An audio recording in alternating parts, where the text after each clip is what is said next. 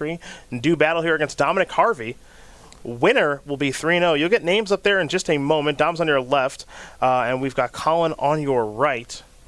Ren in 6 was such a problem for Death and Taxes that when I ran into decks like that on Magic Online for a while, I was running into Giver of Ruins.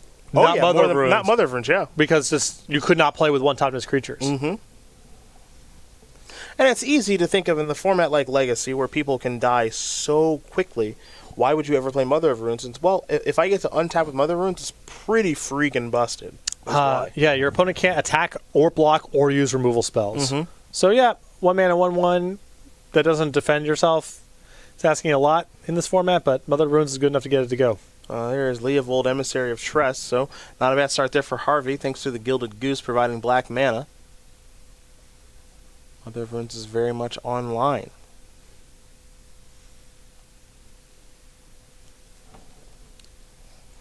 You see Roundtree's going to take a look at Leovold. This is a mainstay here for Harvey. 3 copies here this weekend. Part of the reason he's playing his deck is there is a copy of Phyrexian Revoker. Wouldn't be surprised if that's naming Gilded Goose. So we'll head back over to Harvey.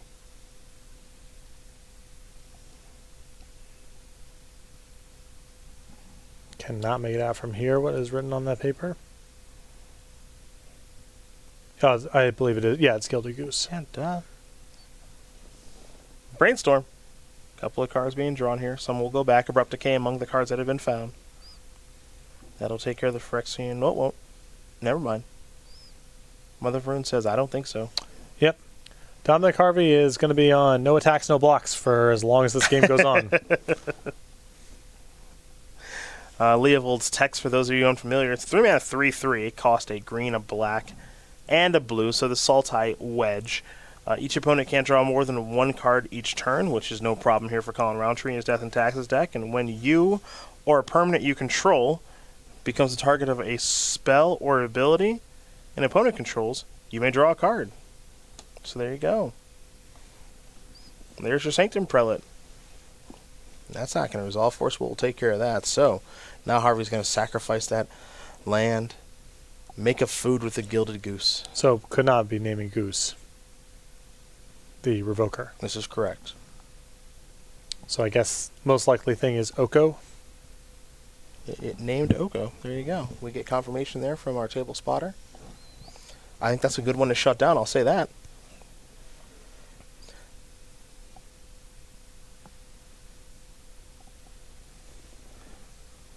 There's a Noble Hierarch. Looks like Leovold might be feeling it, and it's actually going to hang back a little bit. So we're going to head back over to Collin Rountree now. There's a Thalia. And getting the shop set up, Caracas is the follow-up. So that Thalia is not going anywhere. Also, Roundtree has the option of getting the Leovold off the battlefield should he choose to. Mm-hmm. Probably better to hold off on that because Harvey does get a card for his trouble every time Roundtree does it. But just one more answer in place for the things that Harvey can do. Well, there's a Green Sun Zenith. What's the plan here? Let's see. Okay. Questy B, huh? Well, not an easy thing for Roundtree to block. Creatures are too tiny. Don't want to target it either. It gives your opponent a card. Yep. And then if you swords it and I draw a Force of Will, well, all right. You know, Questing Beast is this 4-mana spell that's got all this text. Haste, Vigilance, Death Touch. Can't be blocked by creatures with power 2 or less, which Roundtree has plenty of. So this could be a problem as you'll tap 4 mana. Walking Ballista could maybe solve that problem, or at least start to. Ballista also not great against Leovold. You make a good argument. Here comes Questing Beast once again.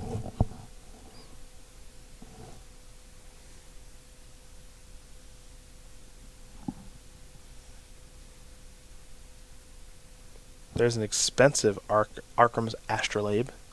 And now we're going to head back over to Roundtree, who's in a little bit of trouble right now due to this Questing Beast. Again, you see these kind of weird decks and weird cards that Harvey's playing. You're wondering what the heck's going on here. There's a Batterskull that's going to cost a decent chunk of mana.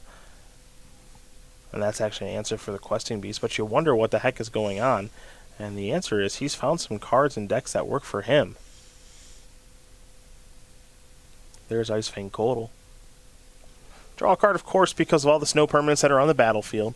These snowlands, I'll tell you, have really started to flex their muscles on this metagame. You were already forced, as you mentioned, Patrick, to play basics anyway because of Wasteland, and now you get to play these snowlands, which means you kind of get the free roll, the Coatl and the Astrolabe. Yep, and those are two cards that are, if they had no snow requirements, would be totally ubiquitous. So more Modern Horizons influence on the Legacy format. Yeah, quite a bit. Modern Horizons has had a huge, huge impact on this format, unquestionably. But it's funny to see that Wasteland might be at its absolute worst now in Legacy. And we have seen just very, very little of the sort of historic decks that are exposed to it. The days of Wasteland all of your lands or do whatever you're doing, those days are over. Another Mother of Runes. Mother of Runes going to wear a Batterskull. Another Mother of Runes comes down post-combat. Another Icefang Coatl. This is a 2-mana Brainstorm, thanks to the Thalia. Draw a couple of cards. Sylvan Library among those cards here for Dominic Harvey.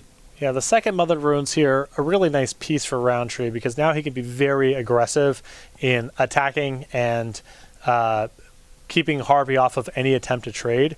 And now we're in the spot where I think Harvey can't really attack or block or race. So I don't know what the next steps look like. It's not getting any easier, that's for sure. Second Mother of Runes is just a huge issue here. Mm-hmm. And the first one was already a pretty big problem. Right. But you saw before where Rountree said, okay, I'll let you trade because it's just too important to keep the Mother of Runes up. Yep. Now, the next turn when Rountree attacks, if Harvey does enough to force a trade, Rountree can just say, all right, this one survives, and I still have cover for another removal spell. Well, there's your Sylvan Library. This one costs 3 mana, of course, because of Thalia on the battlefield there for Collin Rountree. So Harvey will use up the majority of his mana for the turn. We'll head back over to Collin. Now Collin's got to figure out a way, and the battlefield is pretty gummed up. How he wants to go about trying to finish crossing the line. I think that might be the tricky part a little bit here.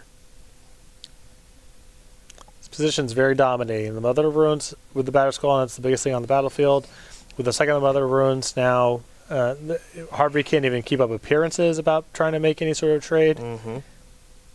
And the life from the Batterskull is going to very easily push Rountree out of any sort of range of Harvey being able to race.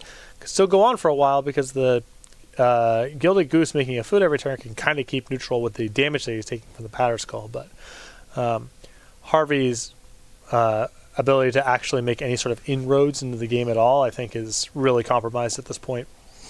Well, you saw Rountree give his Mother of Runes protection from green and get into the red zone here.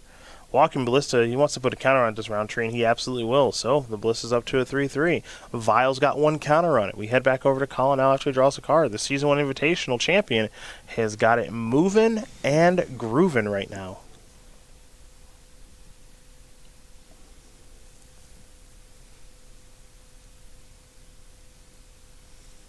See if he wants to get aggressive again. Okay, so this time he's going to do it. Attack with my Mother of Runes Batterskull. You may block however you'd like. Looks like Questing Beast is feeling it. How about a protection? Well, blocking with the Questing Beast is a signal from Harvey that he has a lot of opportunities to respond here. Because there's no way you would offer up a card that good unless you're trying to force the issue with Mother of Runes. There's a couple different copies of Abrupt Decay there. And it looks like that's going to work to take care of the Mother of Runes. So, okay. Time to equip the Thalia with the Batterskull and simply pass the turn back with Karakas up in case anything goes wrong. Yeah, I mean, that's about as good as Harvey could ask for there, and that's still not all that good. If Rountree gets to untap with that Mother of Runes, he's back in largely the same spot, and Roundtree's going to start dialing up a large first strike attacker next turn, which will make it really challenging for, that'll change some things. It has now shifted. Plague Engineer will definitely change some things. That was the big test. Mm-hmm. That Harvey needed to get the Mother of Runes off the battlefield this turn to be able to really get anything going. Interesting. Bit of a game on our hands now. Sylvan Library is helping Dom with his draw step. Plague Engineers kind of checking humans a little bit here. Keep in mind, a line that is now available to Rountree is attack, and if Harvey tries to put enough in front to do anything about the Thalia, Rountree can stack first strike damage and then put the Thalia back into his hand with Caracas and redeploy. It's really hard for Harvey to get out from under that. It's a cute little combo, I'd say. Scavenging Ooze is going to eat some things in the graveyard here. But Harvey is punching back a little bit here. Getting all the copies of Mother Runes off the battlefield is a huge first step. Very big. Very, very big. Plague Engineer, you can see why he's main decking a couple of copies of that card. Swords of Plowshare is going to target, I believe, Leovold. You'll get your trigger from Leovold. A permanent was targeted, so draw a card. And so there goes Leovold. Yeah, getting the Leovold off the battlefield does a couple good things here for Rountree. It frees up Caracas as a measure to bounce something like Questing Beast. It also allows him to use Walking Ballista to start pinging off some utility creatures.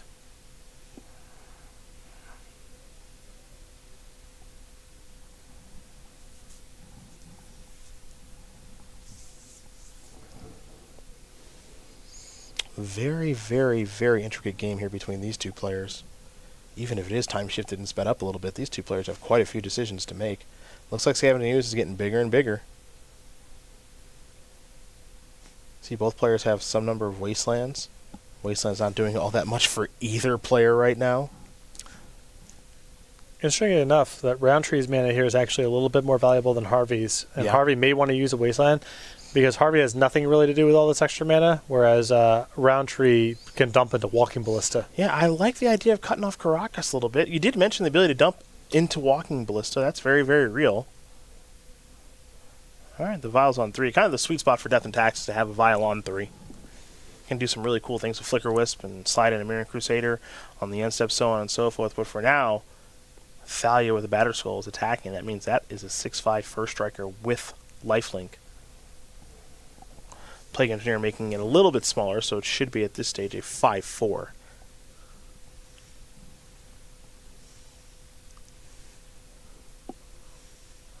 Abrupt Decay wants to go after, it looks like, the Walking Ballista. This could mess things up a little bit.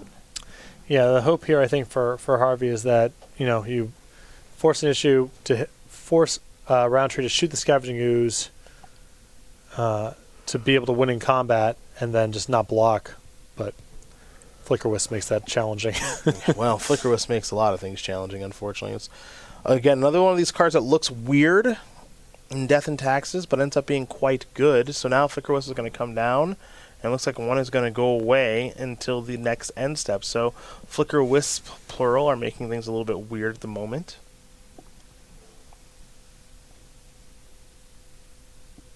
There's a Verdant Catacombs. That if you're going to crack, you'd better be right about that. All right, looks like he's going to fall down to 6. There's the Underground Sea. Astrolabe. Cost 2 mana, of course, because of the Thalia that's on the battlefield. Looks like Gerard Arbor was drawn, and Alfric was going to come back and says on the end step, going to get rid of your Gilded Goose. Untap and maybe try to come across the finish line here for the win, or at least close to it. 6 in the air against 6 life. Yeah, Scavenging Ooze with a couple of mana to be able to eat some things in the graveyard, but how much? Especially if Rountree just decides to move the Batter Skull over. Yeah, this game has gotten away from Dominic Harvey. In a game where he resolved a couple copies of Abrupt Decay, Plague Engineer, and a whole bunch more, Rountree has fought through that and everything else, which is actually rather impressive. But this Death and Taxes deck, it does get a bad rap, especially from me, but this deck's a little more resilient than people think. Yeah, I mean, Harvey was on the play with good stuff going on, but once Rountree resolved a Mother of Runes, even though Harvey eventually broke out of it, it just required way too many resources, and Rountree was able to gain a significant advantage in the meantime. Remember that there is a Phyrexian Revoker out there on the battlefield that's shutting down Oko. And now it looks like Collin Rountree is going to very simply win game number 1 of competition against Dominic Harvey. So, for our Death and Taxes player, Grand Prix Niagara Falls runner-up, if memory does serve, he's up a game with Death and Taxes over Salty Snow. Only person playing Death and Taxes of our 16 players here this weekend at the Star City Game Center. Yeah, Rountree was very effectively able to get underneath that game and with the help of Mother Runes, just too many turns of combat were too problematic for Harvey. Harvey never really did anything other than just get some good creatures onto the battlefield, but Batterskull's better than everything else if that's what the game's about. And that's what those games were about. So, Collin Rountree is going to win game number 1 against Dominic Harvey. These players go into the sideboard very quickly, getting ready to rock and roll here for game number 2. Remember, this is the last round of Legacy Pod Play. Take a little step away from that in a bit. Getting ready to gear up towards Modern for the second half of our day before we do a little bit of Battle for Buys and Play to Stay, pardon me. A few players get eliminated before the day is over today. 4 of our players will be exiting their Players' Championship, but we'll get more into the details of the tournament as we make our way through it. Our 4th Players' Championship that we've run, and you and I have covered them all. It's been fun. Is that true? Oh, did you miss one? I don't think so. I don't think you did. No. Did you? You were there for the one that Joe won, right? Mm-hmm. Okay, then you covered them all. Yeah. I remember Jim's well. Same. I remember Brad's well. Brad Nelson, of course, winning the first one. Jim Davis winning the second one, beating Todd Anderson in the finals with some unique but precise deck selection for Jim. And then Joe Lissette defeating Caleb Scheer in the finals of the last Players' Championship back in 2016. Doesn't seem like it was that long ago. But it was, because somehow that was 3 years ago. Yeah. Oh, how time flies. Before you know it, it's going to be 2030, and we're going to be flying around in futuristic cars like the Jetsons, right? So I've been told. Isn't that how it works? Dippin' Dots will be the ice cream of the now, no longer the future. Those things are horrible, by the way. Dippin' Dots? I don't know if you have a strong opinion on Dippin' Dots. They're terrible. Not really. Things that seem like way more novel than functional, I'm rarely then interested in trying. They are bad. Why don't you eat ice cream like that? They already broke it with ice cream. Right. Why are we trying to make new versions of it when it's already busted? A lot of the economy is sort of predicated on inventing new things to buy. Here it is. Even if they're not that useful. The Economist has shown up. I see. The Economist. I see.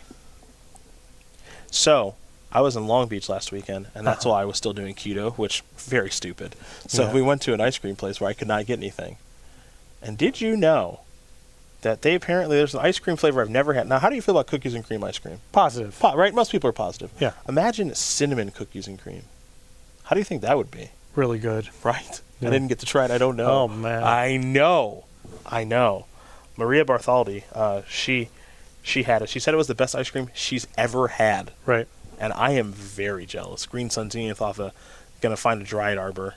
Swords that. Slow down your mana acceleration. We got a tweet from Strong Sad. That could be, there's a wide range.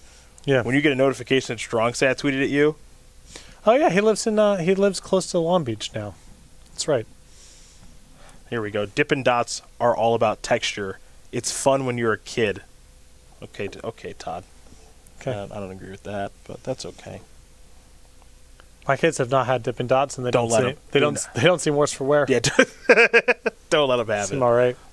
Stoneforge Mystic, gonna get a Batterskull. Gilded Goose, little brainstorm action here.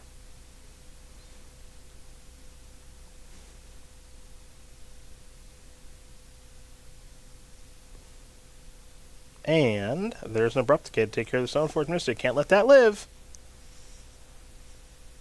There's nothing more convincing than when someone shouts at you, "It's fun." Yeah, that's true. Don't you get it? No, seriously, it's really fun. It's fun. Don't you like fun? Caracas.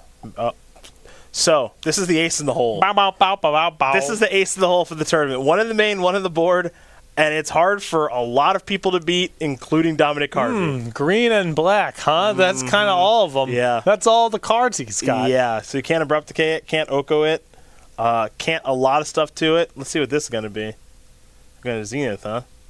That's cute. Can't block it. You put an equipment on that thing, we're done. Yeah, I mean, so you can kind of tread neutral for a while with Gilded Goose making food, but that's a really slow way to do it. Mm-hmm. And any equipment here just blows it out of the water. Oh, yeah. Vial, Revoker. I think Revoker's on Oko again. Here's a brainstorm.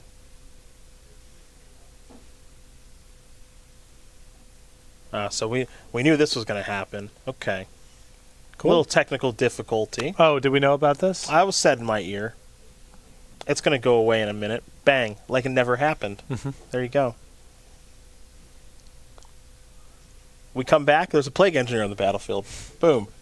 Probably naming human.